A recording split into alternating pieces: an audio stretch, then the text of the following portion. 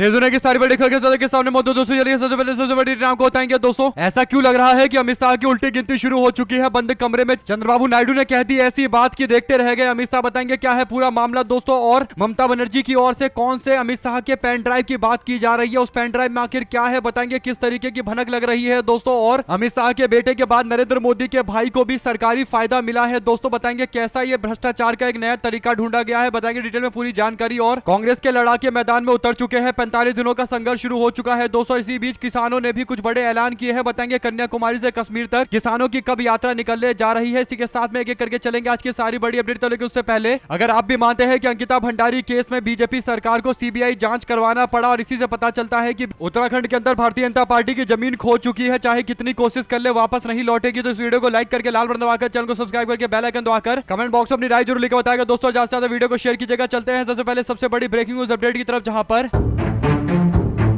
देश भर के अंदर कांग्रेस पार्टी के कार्यकर्ता मैदान में उतर चुके हैं दोस्तों। और मनरेगा योजना को हटाकर लाई गई नई योजना यानी वीबी ग्राम जी योजना को हटाकर वापस से मनरेगा को देश में लागू करने की मांग के लिए यह आंदोलन किया जा रहा है। 45 दिनों का आंदोलन लगातार जारी है दोस्तों। ऐसे में बीजेपी को अपने जिन लोगों का समर्थन की जरूरत थी उसमें से एक चंद्रबाबू नायडू थे। चंद्रबाबू नायडू ने संसद भवन के अंदर सपोर्ट तो कर दिया दोस्तों, लेकिन कांग्रेस पार्टी जिन बातों को बोल रही है कि राज्य सरकार को इस नई योजना का 40% पैसा देना पड़ेगा और राज्य सरकार के ऊपर यह पूरी तरीके से अतिरिक्त भार आने वाला है। राहुल गांधी और कांग्रेस पार्टी की इन बातों पर पहले चंद्रबाबू नायडू खुलकर तो बोल नहीं रहे थे दोस्तों, लेकिन बंद कमरे को लेकर एक रिपोर्ट आई है। हिंदुस्तान टाइम्स अखबार के श्रीनिवास राव की ओर से एक आर्टिकल लिखा गया है और बुधवार शाम को अमित शाह के साथ में चंद्रबाबू नायडू की बंद कमरे में बैठक का जिक्र किया गया है और बताया गया है कि एमजी नरेगा योजना को हटाकर जो वीबी ग्राम जी योजना लेकर आई है बीजेपी की सरकार, उसके तहत 40% अतिरिक्त बोझ राज्य सरकारों के ऊपर डाला गया है, जिस बात को लेकर चंद्रबाबू नायडू काफी ज्यादा नाराज है। और नायडू ने अमित शाह से कहा है कि ये जो वीबी ग्राम जी योजना लेकर आए हो जिसके कारण 40% बोझ राज्य सरकारों पर पड़ रहा है, आंध्र प्रदेश के पास तो पहले से ही पैसा नहीं है, आंध्र प्रदेश को केंद्र सरकार के बजट की जरूरत है और ऊपर से ये जो कानून आया है इसके लिए हमें जरूरी है कि आप आने वाले बजट के अंदर मदद करो, अगर मदद करोगे तभी ये योजना हमारे राज्य के अंदर आगे बढ़ पाएगी। कुल मिलाकर दोस्तों जो बात कांग्रेस पार्टी बोल रही थी उस बात को आंध्र प्रदेश के मुख्यमंत्री चंद्रबाबू नायडू बंद कमरे में अमित शाह को समझा रहे हैं और ऐसे में अमित शाह को ये एक तरीके का इनडायरेक्ट उन्होंने संदेश दे भी दिया है कि पहले से ही हमारा राज्य लॉस में चल रहा है, ऊपर से ये योजना लाकर और ज्यादा लॉस में डाला जा रहा है और ये सही नहीं है हमारे आंध्र प्रदेश के लिए। कुल मिलाकर दोस्तों अमित शाह के लिए बंद कमरे में चंद्रबाबू नायडू के ये शब्द कि उनके राज्य के अंदर अतिरिक्त बोझ पड़ रहा है और इससे राज्य का बजट हिल चुका है, केंद्र के मदद की जरूरत पड़ेगी ही पड़ेगी, कहीं ना कहीं संकेत दे रहा है कि अमित शाह चंद्रबाबू नायडू का इशारा समझ गए होंगे तो सही है, वरना चंद्रबाबू नायडू जिस दिन बाहर निकलकर यह बात बोल देंगे उस दिन पूरी तरीके से हो हल्ला मच जाएगा। और आप लोग जानते हैं कि चंद्रबाबू नायडू आज की स्थिति में क्या दबाव रखते हैं भारतीय जनता पार्टी पर, जिस दिन चाहेंगे उस दिन केंद्र के अंदर बीजेपी की सरकार को हिलाकर रख देंगे दोस्तों। दो शब्द जरूर लिखकर बताएगा अगर आप भी मानते हैं कि चंद्रबाबू नायडू को जो समझाना था अमित शाह को उन्होंने साफ शब्दों में समझा दिया है। अमित शाह के ऊपर है कि वो चंद्रबाबू नायडू के हल्के चेतावनी को समझ पा रहे हैं या नहीं समझ पा रहे हैं। और अमित शाह को चंद्रबाबू नायडू इस मामले पर बंद कमरे में गणित समझा ही रहे थे, लेकिन अगले ही दिन खबर सामने आती है कि ममता बनर्जी ने भी अमित शाह के लिए एक पेन ड्राइव तैयार रखा हुआ है। दरअसल हुआ ये कि बीते दिन कोलकाता से लेकर दिल्ली तक जोरदार तरीके का हंगामा मचा रहा दोस्तों। कोलकाता में पश्चिम बंगाल की मुख्यमंत्री ममता बनर्जी ने एक और रोड शो करते हुए पैदल यात्रा करते हुए लोगों की भीड़ जुटा दी और पूरा का पूरा कोलकाता सड़कों पर दिखाई दिया। ईडी वाले मामले को लेकर इतना बड़ा एक मूवमेंट तैयार कर दिया ममता बनर्जी ने कि बीजेपी वाले समझ गए कि अब ममता बनर्जी से वापस टकराएंगे तो 2021 और 2024 वाला हाल हो जाएगा और फिर से ममता बनर्जी ने बीजेपी के खिलाफ ऐसा माहौल बना दिया दोस्तों जो कोई और नेता नहीं कर सकता। ममता बनर्जी पश्चिम बंगाल के कोलकाता के मैदान में उतरी हुई थी तो दूसरी और दिल्ली में जिम्मेदारी संभाल रहे थे पार्टी के कई सारे वरिष्ठ सांसद जो दोपहर 11-12 बजे के आसपास अमित शाह के दफ्तर के बाहर जाकर प्रदर्शन करने लगते हैं, जिसमें महुआ मोइत्रा की ओर से नारा लगाया जाता है और बाद में पुलिस के द्वारा उनको वहां से हटाने की कोशिश, जबरदस्ती हटाने की कोशिश की जाती है। सांसद डेरेक ओब्रायन भी बोल रहे थे कि ये सांसदों के साथ दुर्व्यवहार हो रहा है, सांसद अपना विरोध करते रहेंगे। शताब्दी रॉय के साथ साथ कीर्ति आजाद, शर्मिला सरकार और बापी हलदार के साथ साथ संकेत गोखले और प्रतिमा मंडल जो सबके सब राज्यसभा और लोकसभा के सांसद है वे सारे विरोध कर रहे थे दोस्तों। पोस्टर लेकर आए थे जिसमें लिखा हुआ था कि Modi plus ED versus Bengal की जनता होने जा रहा है, मोदी और शाह की गंदी चालें बंगाल को अस्वीकार्य है, केंद्रीय एजेंसियों का दुरुपयोग हो रहा है। सुबह टीएमसी के सांसद अमित शाह के दफ्तर पर पहुंचे थे और विरोध कर रहे थे। पुलिस की घेराबंदी और हिरासत में लिया गया, संसद स्ट्रीट थाने ले जाया गया, सबको रात में रिहा कर दिया गया। कोयला तस्करी से जुड़े मामले को लेकर जांच के नाम पर ममता बनर्जी से जुड़े हुए लोगों के यहाँ छापेमारियां चल रही है। ऐसे में ममता बनर्जी ने अमित शाह को लेकर एक और नया धमाका किया है दोस्तों। ममता बनर्जी कहती है कि मेरे पास एक पेन ड्राइव है जो कथित तौर पर कोयला घोटाले में केंद्रीय गृह मंत्री अमित शाह की संलिप्तता से जुड़ा हुआ है। कोलकाता में ईडी की रेड के खिलाफ विरोध मार्च के दौरान बड़ी भीड़ को संबोधित करते हुए ममता बनर्जी कहती है कि मेरे पास एक पेन ड्राइव है जो मैं इसलिए जारी नहीं कर रही हूं क्योंकि मैं जिस पोस्ट पर बैठी हुई हूं उसकी इज्जत करती हूं और अभी चुप हूं। मुझ पर अगर ज्यादा दबाव बनाया गया, दबाव डाला गया तो मैं सब कुछ सबके सामने, पूरे देश के सामने बता दूंगी और ये सुनकर पूरा देश हैरान हो जाएगा। ऐसी बातें पेन ड्राइव के अंदर है। हालांकि पेन ड्राइव में क्या है दोस्तों, उसे लेकर उन्होंने संकेत दिया है और बताया है कि कहीं ना कहीं अमित शाह की एक बड़ी संलिप्तता है कोयला घोटाले को लेकर। अगर ये बात सही है दोस्तों तो पेन ड्राइव जल्द सामने आना चाहिए। अगर आप भी मानते हैं कि अच्छे काम में ज्यादा देरी अच्छी नहीं होती तो अपनी राय जरूर लिखकर बताएगा। चलते हैं एक और अपडेट की तरफ जिसमें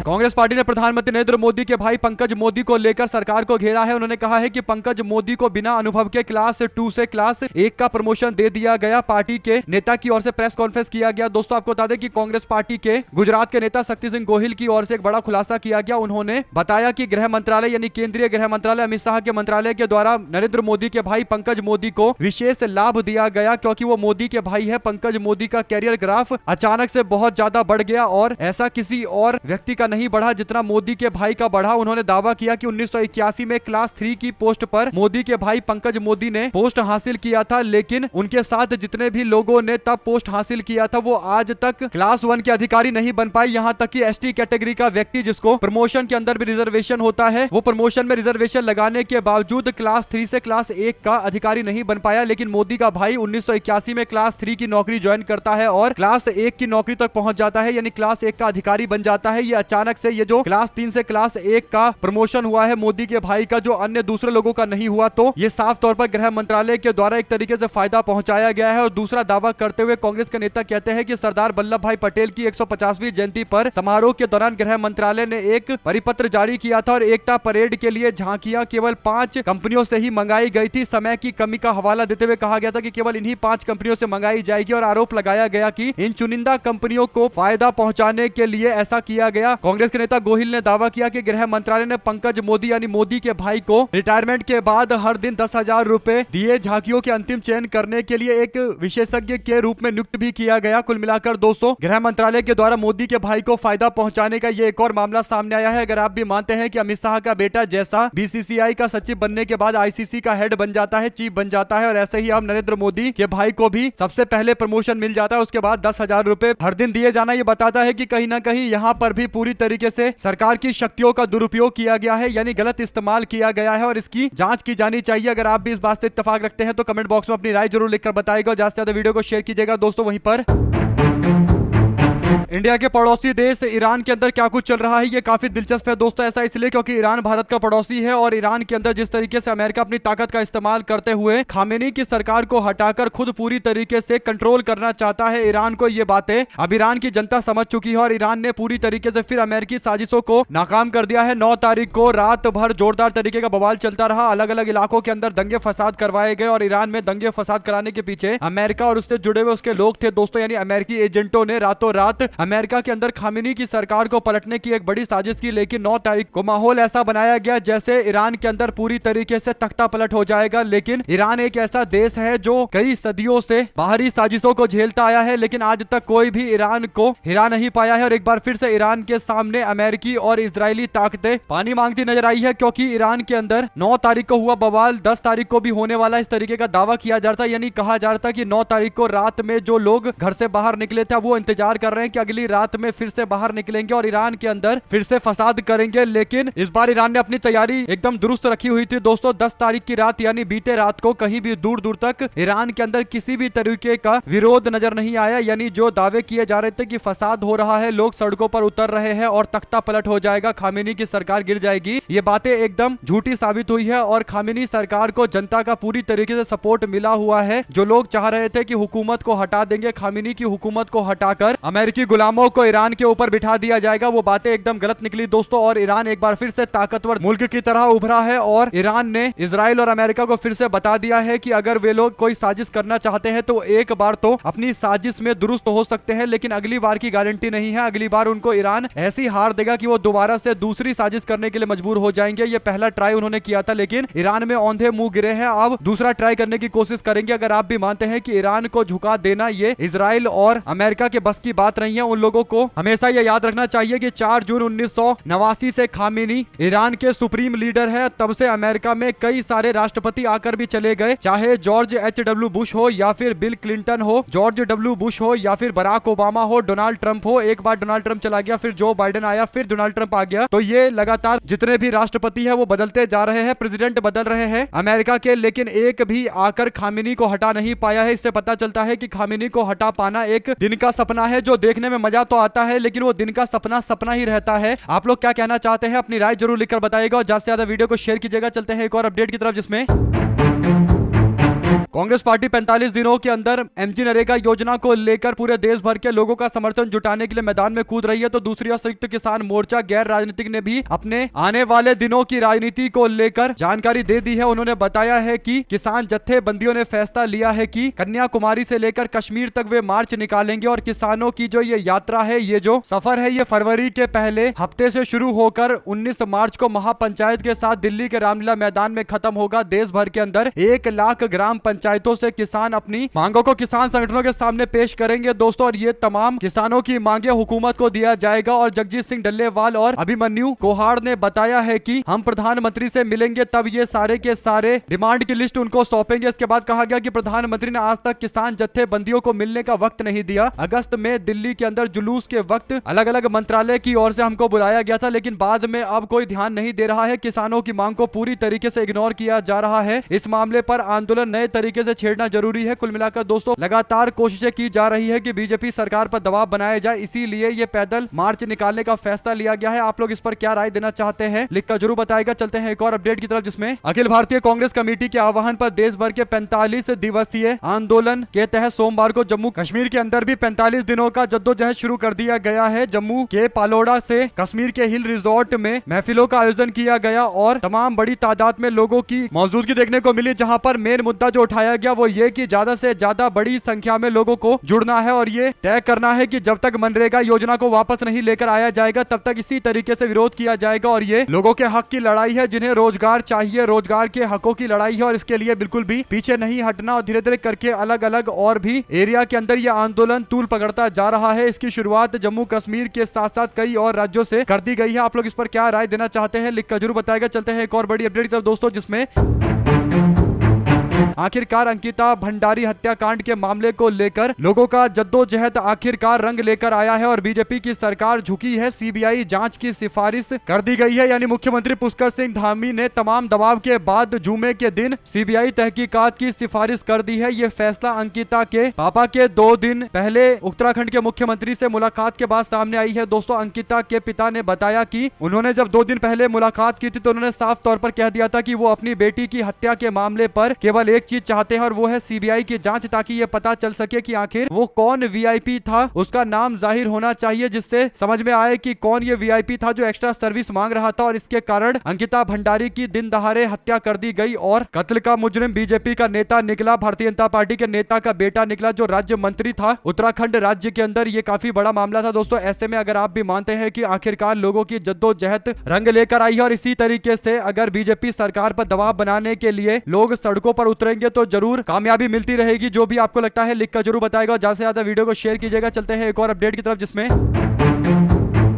नागपुर के महानगर पालिका के अंदर 32 बीजेपी के नेताओं को सस्पेंड करना पड़ा है, निलंबन करना पड़ा है। कारण ये है कि ये लोग भारतीय जनता पार्टी को धोखा दे रहे थे, दूसरी पार्टियों के साथ मिलकर काम कर रहे थे। 32 कार्यकर्ताओं को 6 साल के लिए सस्पेंड कर दिया गया है। इसमें बीजेपी का नगर सेवक भी है, उन्हें समर्थन देने वाले बीजेपी के कार्यकर्ता भी है। बीजेपी के नेता दयाशंकर तिवारी ने कहा कि लगभग 100 से ज्यादा बीजेपी के कार्यकर्ता ने बगावत करके चुनाव लड़ने का फैसला लिया था। चुनाव लड़ भी रहे थे लेकिन 96 ने अपना नाम वापस ले लिया है, उन्हें मना लिया गया है। लेकिन कुछ कार्यकर्ता ऐसे हैं जो अपना नाम वापस नहीं ले रहे और पार्टी के डिसिप्लिन को नहीं मान रहे, इसीलिए 32 कार्यकर्ताओं के ऊपर एक्शन लिया गया है। उनको 6 साल के लिए पार्टी से निलंबित कर दिया गया है, सस्पेंड कर दिया गया है। बीजेपी के शहर के अध्यक्ष ने कहा कि पार्टी ने अपने संगठन के अंदर डिसिप्लिन रखने की बात कही है और जो इसे नहीं मानेगा उसके खिलाफ इसी तरीके से एक्शन लिया जाएगा। मंजूर उम्मीदवार के हक में काम न करने और पार्टी से दुश्मनी करने वालों पर तंजीम में कोई ठिकाना नहीं है, यानी पार्टी में कोई ठिकाना ठिकाना नहीं है। निलंबित बीजेपी के जो कार्यकर्ता है उसमें पूर्व मेयर महापौर अर्चना डेहनकर के पति विनायक डेहनकर और नगर के सेवक रहे सुनील अग्रवाल और सुनीता महल्ले का भी नाम है दोस्तों। तो कई सारे बड़े लोग हैं जिनको सस्पेंड किया गया है और मजबूरी में बीजेपी ने सस्पेंड किया है। पार्टी के अंदर ये बगावत करके मैदान में उतरे हुए थे, यानी बागी नेताओं को सस्पेंड करना केवल भाजपा वालों की मजबूरी रही है। लेकिन अब नजर आ रहा है कि कहीं ना कहीं बीजेपी वाले ऐसे और भी कई लोगों को पार्टी से बाहर का रास्ता दिखाने की कोशिश करेंगे ताकि उनके ऊपर दबाव बनाया जाए, लेकिन वे लोग भी मानने को तैयार नहीं और कह रहे हैं कि पार्टी ने टिकट को बेचा है और इसीलिए क्योंकि वो अपने पार्टी के ओरिजिनल कार्यकर्ता है तो वो चुनाव लड़ेंगे। बाहर से आए लोगों को टिकट देकर पार्टी उनके साथ खेला कर रही है और इसीलिए वो पार्टी के फैसले का समर्थन नहीं करेंगे, सपोर्ट नहीं करेंगे। आप लोग इस पर क्या राय देना चाहते हैं लिखकर जरूर बताएगा। ज्यादा से ज्यादा वीडियो को शेयर कीजिएगा। चलते हैं एक और अपडेट की तरफ जिसमें